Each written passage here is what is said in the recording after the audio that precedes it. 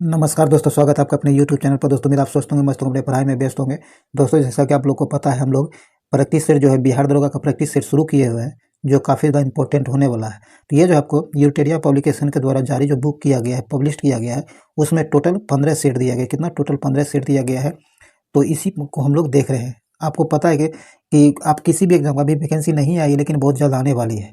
तो इसीलिए आप तैयारी अभी से कीजिए, ताकि जब समय आए तो आपकी तैयारी पूर्ण हो चुकी हो, उस समय आपको ज़्यादा उथल पुथल करना ना पड़े। तो इसीलिए आप इसे प्रत्येक दिन एक एक टेस्ट लगाते रहिए। और इस टेस्ट को चाहे बीएसएससी की तैयारी कर रहे हो या किसी भी जीके बेस्ड एग्जाम की तैयारी कर रहे हो, सभी आदमी इस टेस्ट को जरूर लगाइए, ताकि प्रत्येक दिन आप एक एक टेस्ट लगाते रहिएगा तो आपका समय भी मैनेज होते रहेगा और कम से कम एक टेस्ट आप डेली लगाते रहिएगा। तो इसीलिए आप इसे ज़रूर देखा कीजिए। और आज जो हम लोग 2 नंबर का टेस्ट देखेंगे, और इससे पहले जो भी टेस्ट हुआ है, अगर आप उसे नहीं देख पाए हैं तो प्ले लिस्ट का लिंक जो है डिस्क्रिप्शन में दे दिया गया है, उसे जाकर जरूर देखिए। और इस वीडियो को शुरू तक देखिएगा ताकि इसका फ़ायदा मिल सके। और चैनल पर नए हैं, चैनल को सब्सक्राइब करके घंटी दबा लीजिएगा और अपने दोस्तों को शेयर जरूर कर दीजिएगा, ताकि इसका फ़ायदा उसे भी मिल सके। तो चलिए हम लोग ज़्यादा टाइम नहीं गवाते हैं, आज के सेशन को शुरू करते हैं। आज का पहला क्वेश्चन कहता है कि शाहजहां द्वारा निर्मित तख्ते ताऊस, इसे मयूर सिंहासन कहा जाता है, पर बैठने वाला अंतिम मुगल बादशाह कौन था? तो इसका सही आंसर हो जाएगा आपको मोहम्मद शाह। कौन? मोहम्मद शाह। ये अंतिम शासक था जो मयूर सिंहासन पर बैठा था। तो यहाँ सी नंबर से आंसर हो जाएगा। चलिए आगे है। आगे कहता है कि निम्नलिखित में से कौन सा कार्य लॉर्ड वेलेस्ली द्वारा नहीं किया गया? ध्यान रखिएगा, लॉर्ड वेलेस्ली द्वारा वह कार्य नहीं किया है गया है, उसे बताना है। तो इसका सही आंसर हो जाएगा आपको इनमें से कोई भी कार्य जो है लॉर्ड वेलेस्ली के द्वारा नहीं किया गया। तो यहाँ डी नंबर से आंसर होगा इनमें से कोई नहीं। चलिए आगे बढ़ते हैं। कहता है कि 18 फरवरी 1946 को शाही नौसेना विद्रोह किस शहर में शुरू हुआ था? शाही नौसेना विद्रोह जो 18 फरवरी 1946 को हुआ था, ये किस शहर में हुआ था? तो इसका सही आंसर हो जाएगा बम्बई में। कहाँ? बम्बई में। सी नंबर से आंसर हो जाएगा। आगे कहता है मित्र मेला संगठन की स्थापना किसके द्वारा किया गया था? मित्र मेला जो है इस संगठन की स्थापना जो किया गया था बीडी सावरकर के द्वारा। किसके द्वारा? बीडी सावरकर के द्वारा किया गया था, ये ध्यान रखिएगा। और ये नासिक में किया गया था। कहाँ? नासिक में। पहली बार किया 1899 कब? 1899 में। ये ध्यान रखिएगा। यहाँ बीडी सावरकर हो जाएगा। चलिए आगे है। कहता है सतनामी विद्रोह निम्न में से किस मुगल शासक के समय में हुआ था? सतनामी विद्रोह जो है ये किस मुगल शासक के समय में हुआ था? तो ये हुआ था आपको औरंगजेब के समय में। 1662 में। कब? 1662 में। सॉरी 72 में। कब? 1672 में हुआ था। ये ध्यान रखिएगा। चलिए आगे बढ़ते हैं। आगे कहता है वैदिक कालीन सभा का संबंध निम्न में से किससे था? वैदिक कालीन सभा जो है इसका संबंध किससे है? तो इसका सही आंसर हो जाएगा आपको कुलीन या वृद्ध मनुष्य की संस्था से। डी नंबर से आंसर हो जाएगा। आगे चलिए। आगे कहता है महाविभास सूत्र जो बौद्ध दर्शन का एक विशेष विश्वकोश है की रचना किस बौद्ध संगीति में हुई थी? तो इसकी रचना जो हुआ था चतुर्थ बौद्ध संगीति में। कब? चतुर्थ बौद्ध संगीति में हुआ था। यहाँ डी नंबर सही आंसर हो जाएगा। आपको पता है कि चतुर्थ बौद्ध संगीति कब कहाँ हुआ था, ये बताना आपको। तो श्रीनगर में। कहाँ? श्रीनगर जो जम्मू कश्मीर आपका जो है वहाँ हुआ था, ये ध्यान रखिएगा। चलिए आगे बढ़ते हैं। कहता है कांग्रेस समाजवादी पार्टी की स्थापना किसके नेतृत्व में की गई थी? कांग्रेस समाजवादी पार्टी जो है इसकी स्थापना किसके नेतृत्व में किया गया था? तो ये किया गया था आपको आचार्य नरेंद्र देव और जयप्रकाश नारायण, इन दोनों के नेतृत्व में किया गया था। डी नंबर से आंसर हो जाएगा। और 1934 में किया। कब? 1934 में। चलिए आगे बढ़ते हैं। कहता है कार्लाइल सर्कुलर का संबंध निम्न में से किस आंदोलन से है? तो इसका संबंध जो है स्वदेशी आंदोलन से। कब? स्वदेशी आंदोलन से है। ध्यान रखिएगा। ये स्वदेशी आंदोलन किसे कहा था? तो कब? 1905 में। कब? 1905 बंगाल विभाजन हो रहा था, उसी समय यह आंदोलन चलाया गया था। तो यहाँ ए नंबर से आंसर हो जाएगा। चलिए आगे बढ़ते हैं हम लोग। दोस्तों इस वीडियो को शुरू से अंत तक जरूर देखिएगा ताकि इसका फायदा आपको मिल सके। चलिए आगे बढ़ते। आगे कहता है मुगल काल में बंदरगाहों के प्रशासन की देखभाल निम्न में से कौन करता था? मुगल काल में बंदरगाह जो हुआ करता था उसका देखभाल कौन किया करता था? तो ये करता था कौन? मुजदी के द्वारा किया जाता था। ए नंबर से आंसर हो जाएगा।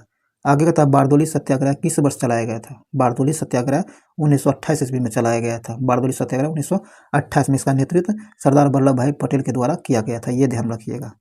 आगे कहता है तुगलक काल में बिहार की राजधानी कहाँ थी? तुगलक काल में बिहार की राजधानी जो थी ये बिहार शरीफ थी। कहाँ? Bihar Sharif. D number sense का बिहार शरीफ। चलिए आगे बढ़ते हैं। आगे कहता है बिहार के कितने व्यक्तियों को वर्ष 2025 में पद्म पुरस्कार से देने की घोषणा किया गया है? 2025 की बात कह रहा है। इसका सही आंसर हो जाएगा आपको 7 व्यक्तियों। कितना? 7 व्यक्तियों को। सी नंबर से आंसर हो जाएगा।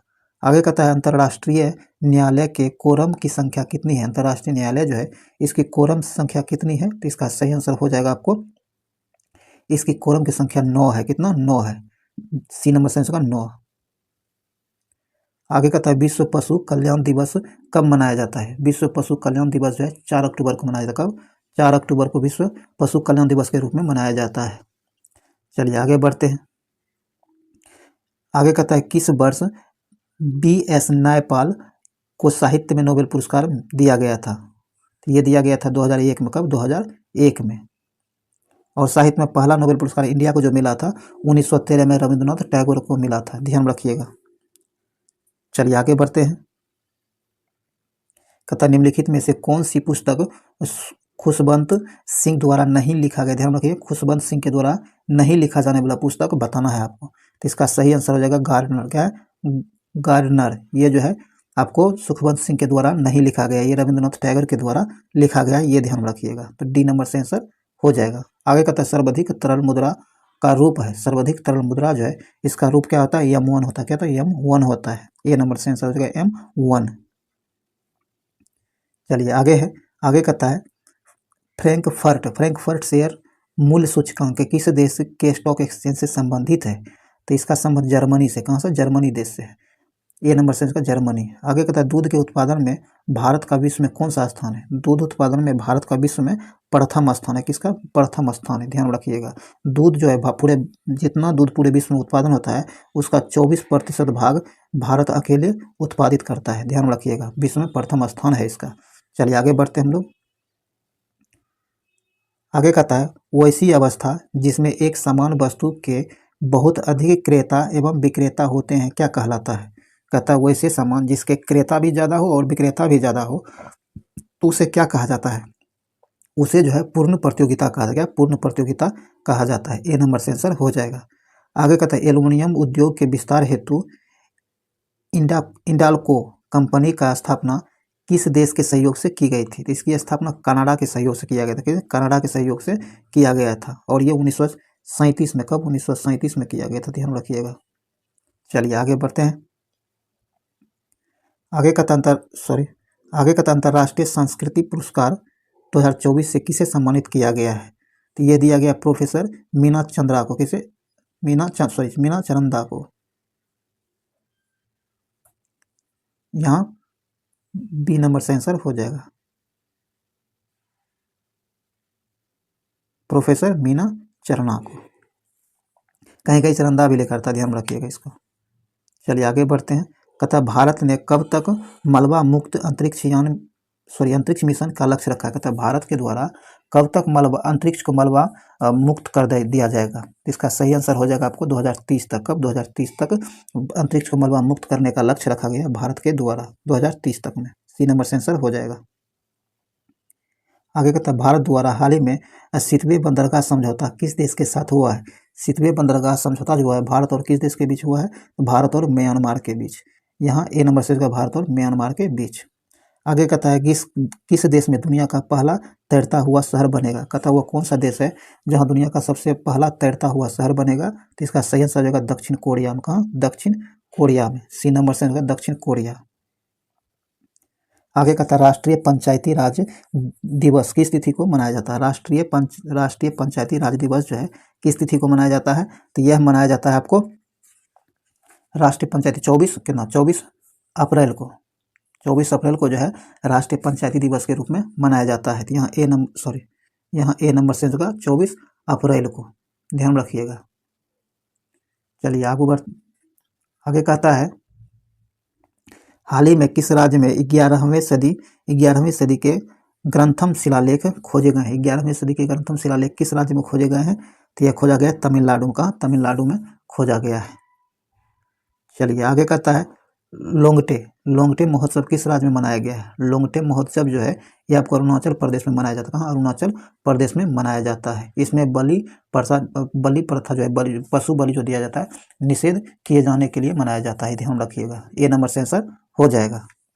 आगे कहता है हाल ही में राष्ट्रीय न्यायिक अकादमी का प्रमुख किसे नियुक्त किया गया है? राष्ट्रीय न्यायिक अकादमी का प्रमुख जो है ये अनिरुद्ध बोस को नियुक्त किया गया है। बी नंबर से आंसर होगा अनिरुद्ध बोस।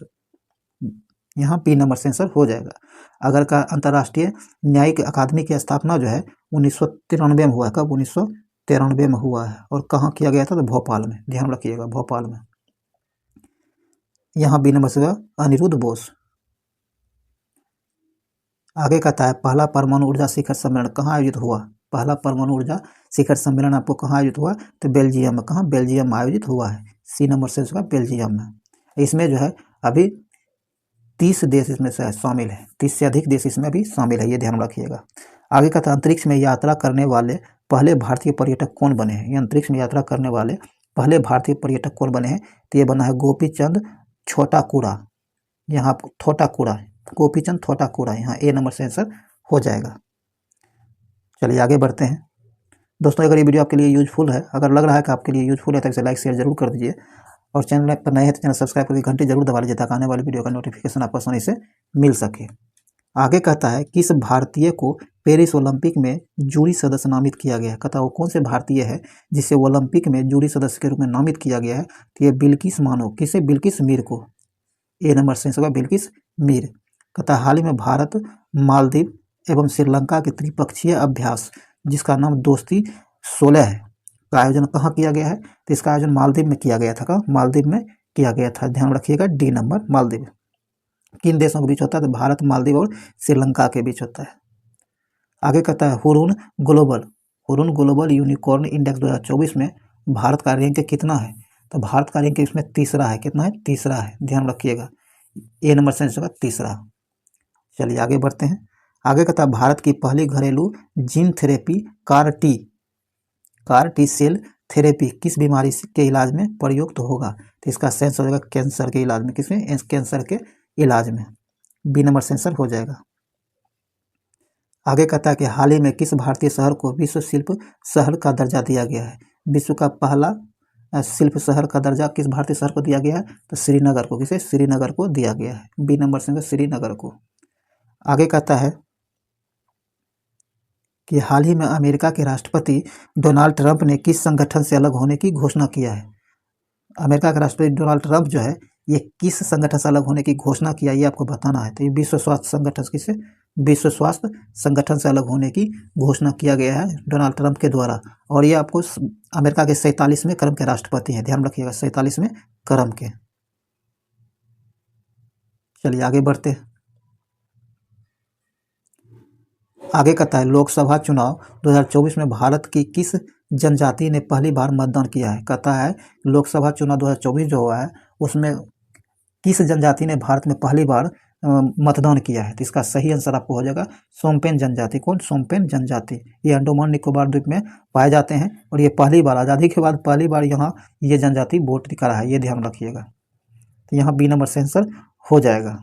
अगर 2011 की जनगणना की संख्या 2011 में जो जनगणना हुआ है उसके अनुसार अगर इसकी जनसंख्या की बात कीजिएगा तो मात्र 229 है। कितना? 229 है, ये ध्यान रखिएगा। चलिए आगे है।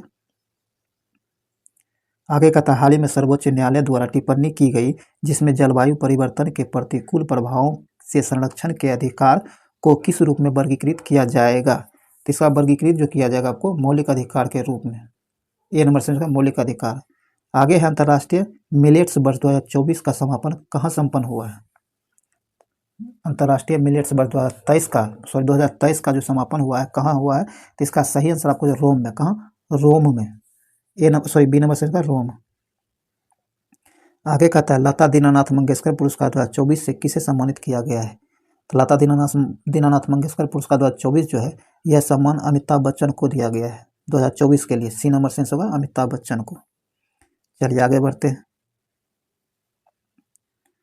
आइए आगे इंग्लिश दिया कहता है choose the word word same in the meanings, यहाँ सेम जो है साइनोनाम आपको पूछना है, बताना है। तो इसका सही आंसर आपको हो जाएगा डेंजर। क्या है? डेंजर। ए नंबर से आंसर हो जाएगा। आगे कहता है फिल इन द ब्लैंक्स, खाली जगह को भरिए। इसमें कहता है 50 में miles dash a long distance, तो खाली जगह पर क्या भराएगा? तो is a long distance. A number से आंसर हो जाएगा। चलिए आगे बढ़ते हैं। 45 में कहता है choose the correct active voice of the given sentence. एक सेंटेंस दिया गया है, उसको एक्टिव वॉइस में बदलना है। कहता है the discus was taken by me, इसका जो है एक्टिव वॉइस से इसका सही आंसर हो जाएगा आपको आई टुक द डिस्कस। क्या है? I took the discussion. B number से आंसर हो जाएगा। आगे कहता है स्वर्ग का पर्यायवाची शब्द क्या होगा? स्वर्ग जो है इसका पर्यायवाची शब्द क्या होगा? तो ये हो जाएगा आपको, इसका सही आंसर हो जाएगा ए नंबर। क्या होगा? ए नंबर।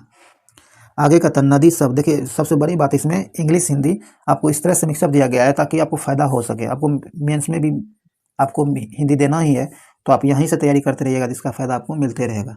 तो आप इसी को ध्यान में रख के बनाया गया है, इस किताब को छापा गया है, तो आप इसे जरूर देखिएगा। ऐसा नहीं कि पूछा तो जाता ही है कुछ ना कुछ। आगे कहता है नदी शब्द का पुल्लिंग रूप निम्न में से क्या है? नदी शब्द जो है इसका पुल्लिंग रूप क्या होता है? तो ये नद होता है। क्या होता है? नद होता है। डी नंबर से इसका नद।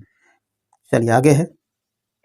कहता है जिसको प्राप्त करना अधिक कठिन हो वाक्य के लिए सही शब्द है। जिसको प्राप्त करना कठिन हो वैसे वाक्यों के लिए सही शब्द क्या होगा? तो दुर्लभ होगा। क्या होगा? दुर्लभ होगा। बी नंबर से दुर्लभ। कहता है देवासुर में कौन सा समास है? देवासुर जो है इसमें कौन सा समास है? तो द्वंद्व समास है। क्या? द्वंद्व समास है। बी नंबर से आंसर हो जाएगा। आगे कहता है निम्न में से कौन सा अल्प प्राण वर्ण का उदाहरण है? तो इसका सही आंसर हो जाएगा क्व और गो। क्या है? क्व और गो। ए नंबर से आंसर हो जाएगा। आगे है राष्ट्रीय विकास परिषद का गठन कब किया गया था? राष्ट्रीय विकास परिषद जो है इसका गठन कब किया गया था? तो 1952, अगस्त 1952 में। डी नंबर से आंसर अगस्त 1952 में इसका गठन किया गया है। डी नंबर से आंसर हो जाएगा।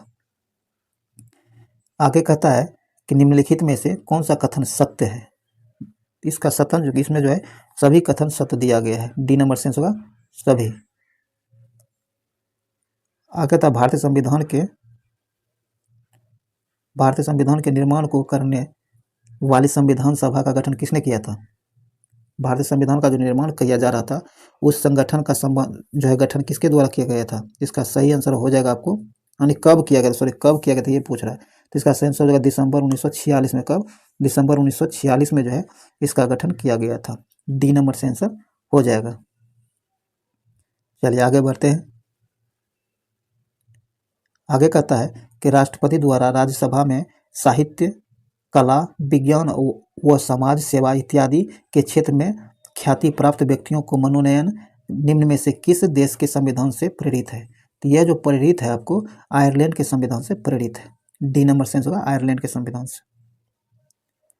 आगे है निम्नलिखित में से किस अनुच्छेद के तहत भारत सरकार द्वारा भारत रत्न, पद्म विभूषण, पद्म भूषण और पद्म श्री एवं सेना द्वारा परमवीर चक्र, महावीर चक्र, वीर चक्र इत्यादि पुरस्कार दिए जाते हैं? किस अनुच्छेद के तहत ये सब पुरस्कार जो भारत सरकार के द्वारा दिया जाता है? तो यह दिया जाता है अनुच्छेद 18 के द्वारा। किसका? अनुच्छेद 18 के द्वारा। बी नंबर से आंसर हो जाएगा। आगे निम्नलिखित में से दोस्तों कहता निम्नलिखित में से राष्ट्रपति कार्यवाहक राष्ट्रपति के पद पर कार्य नहीं किए। कहता निम्नलिखित में कौन से राष्ट्रपति हैं जो कार्यवाहक राष्ट्रपति के रूप में कार्य नहीं किए? तो इसका सही आंसर हो जाएगा आपको, सबसे पहले देखिए इसमें सभी राष्ट्रपति रहा। इसका सही आंसर नीलम संजीव रेड्डी हो जाएगा। कौन? नीलम संजीव रेड्डी। इसका सही आंसर हो जाएगा ए नंबर।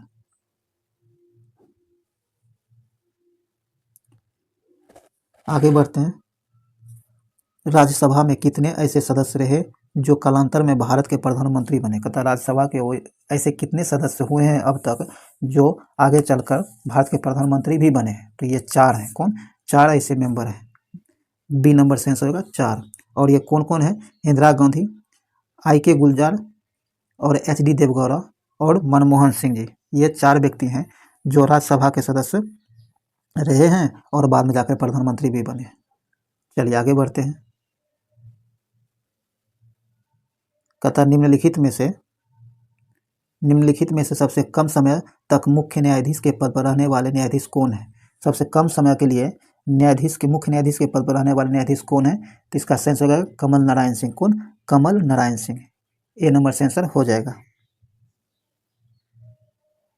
आगे कहता है निम्नलिखित में से किस संविधान संशोधन द्वारा वन शिक्षा, जनसंख्या नियंत्रण एवं परिवार नियोजन, वाट और माप, जानवर तथा पक्षियों की सुरक्षा आदि विषयों पर समवर्ती सूची में शामिल किया गया? इन सभी विषयों को जो है समवर्ती सूची में शामिल किया गया किस संविधान संशोधन के तहत, ये आपको बताना है।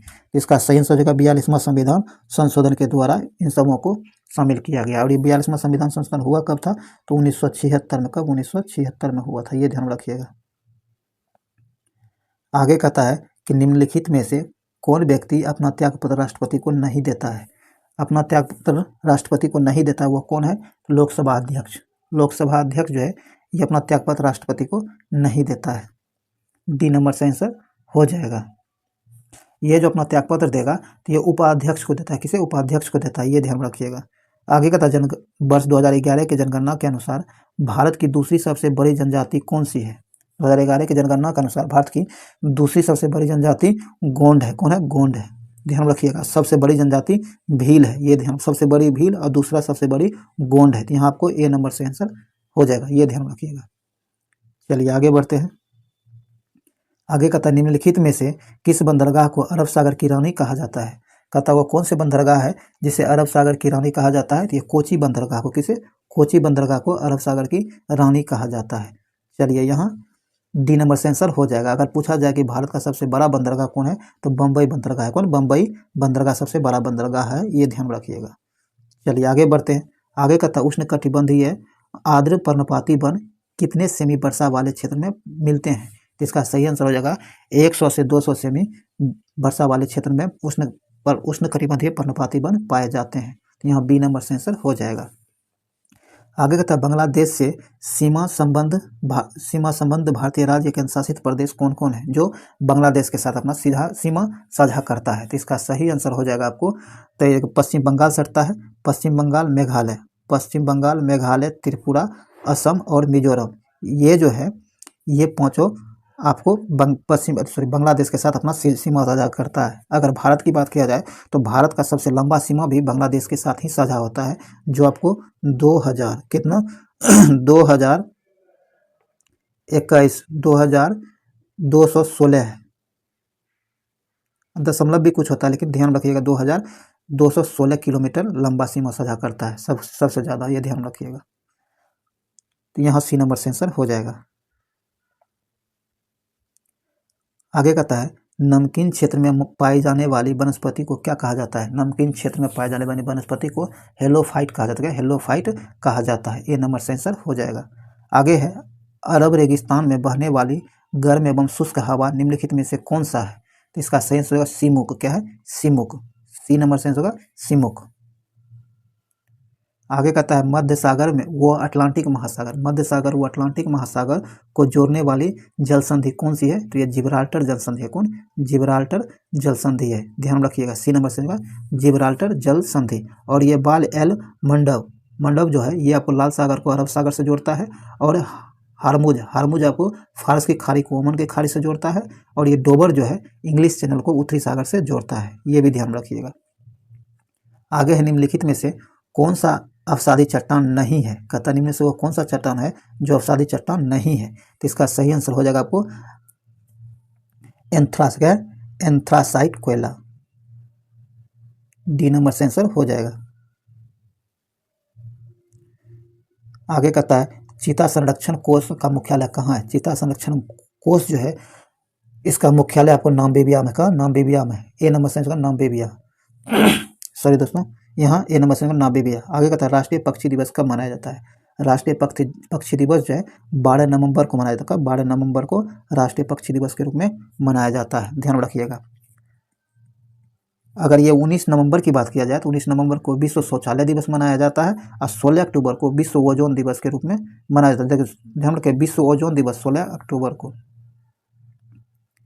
आगे कहता है 3 मार्च को विश्व वन जीव दिवस के रूप में मनाया जाता है, 3 मार्च को।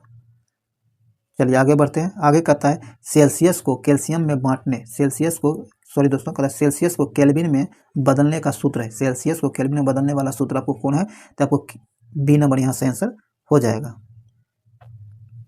आगे कहता है जब पानी को गर्म किया जाता है तो उसके आयतन पर क्या प्रभाव पड़ता है। जब पानी को गर्म किया जाता है तो उसका आयतन बढ़ जाता है, कहता आयतन बढ़ जाता है। ए नंबर से आंसर हो जाएगा, आयतन बढ़ जाता है। जमने पर भी बढ़ता है और गर्म करने पर भी बढ़ता है, ध्यान में रखिएगा। यही कारण है जब बढ़ता है जमने पर, यही कारण है कि पानी का पाइप फट जाता है सर्दियों के मौसम। ये भी क्वेश्चन पूछा जाता है एग्जामों में, तो यहाँ ए नंबर से आंसर हो जाएगा, ए बढ़ता है। आगे कहता है ध्वनि तरंग की आवृत्ति है। ध्वनि तरंग जो है इसकी आवृत्ति क्या है, तो इसकी आवृत्ति आपको 1 सेकेंड में दिए गए बिंदु से गुजरने वाली तरंगों की संख्या होती है। यहाँ बी नंबर से आंसर हो जाएगा। चलिए आगे है। आगे कहता है कि निम्नलिखित में से वह घटना क्या है जिसके कारण तरंग एक छोटे छिद्र से गुजरने के बाद फैलती है। तो इसका सही आंसर विवर्तन क्या होगा, विवर्तन के कारण। आगे निम्नलिखित में से किस भौतिक राशि की इकाई समय का 2 बराबर, समय का 2 बार उपयोग होता है। तो इसका सही आंसर हो जाएगा त्वरण। आगे है पृथ्वी के घूर्णन गति बढ़ने पर, पृथ्वी के घूर्णन गति बढ़ने पर जी का मान विषुवत रेखा पर डैश हो जाता है।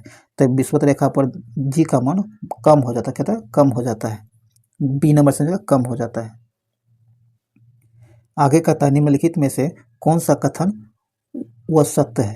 तो निम्नलिखित में से जो वह सत्य है इनमें से कोई नहीं वह सत्य है, सब के सब सही दिए गए हैं। तो यहाँ आपको डी नंबर से आंसर हो जाएगा, जो इनमें से कोई वह सत्य नहीं है। आप लोग इसे पॉज करके पढ़ जरूर लीजिएगा। आइए देख ही लेते हैं। कहता है नमी युक्त वायु का घनत्व शुष्क वायु के घनत्व से कम होता है। क्या नमी युक्त वायु जो होता है उसका घनत्व शुष्क वायु के घनत्व से कम होता है, ये ध्यान रखिएगा। आगे कहता है शुष्क वायु की अपेक्षा नमी युक्त वायु में ध्वनि की गति अधिक होती है। आगे कहता है आर्द्रता बढ़ने से ध्वनि की चाल बढ़ती है तथा आर्द्रता घटने से ध्वनि की चाल घटती है। चलिए आगे बढ़ते हैं। आगे कहता है जीवित मानव शरीर में, जीवित मानव शरीर में सबसे कम सबसे कम मात्रा में पाए जाने वाला तत्व निम्नलिखित में से कौन है। तो ये अगर आप पिछला टेस्ट देखे होंगे तो आपको जरूर इसका आंसर पता होगा, क्योंकि ये क्वेश्चन रिपीट हुआ है। यहाँ मैग्नीज हो जाएगा, क्या होगा, मैग्नीज हो जाएगा। ए नंबर से आंसर होगा मैग्नीज।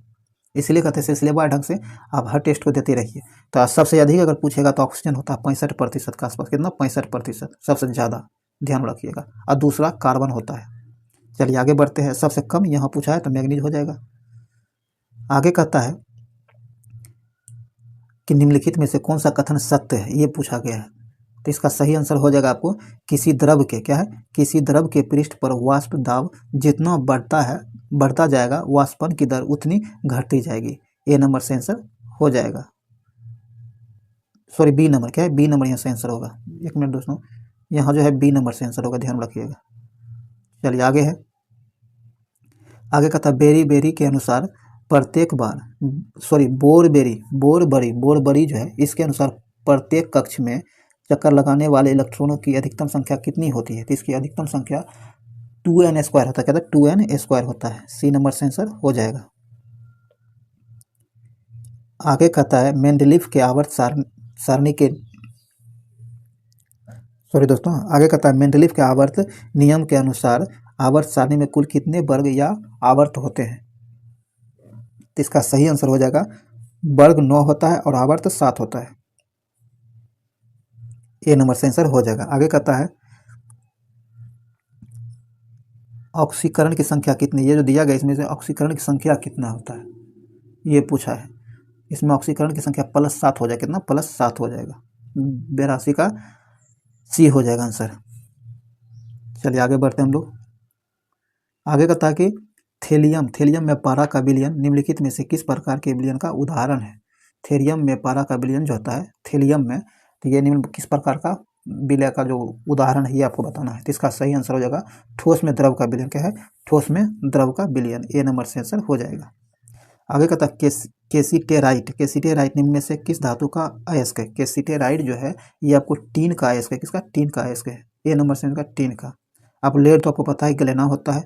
बिस्मिथ जो होता है बिस्मिथ का आपको बिस्मिथो ईट होता है, ये ध्यान रखिएगा, बिस्मुथ ईट होता है। और निकेल का तो आपको पता है मिलेराइट होता है।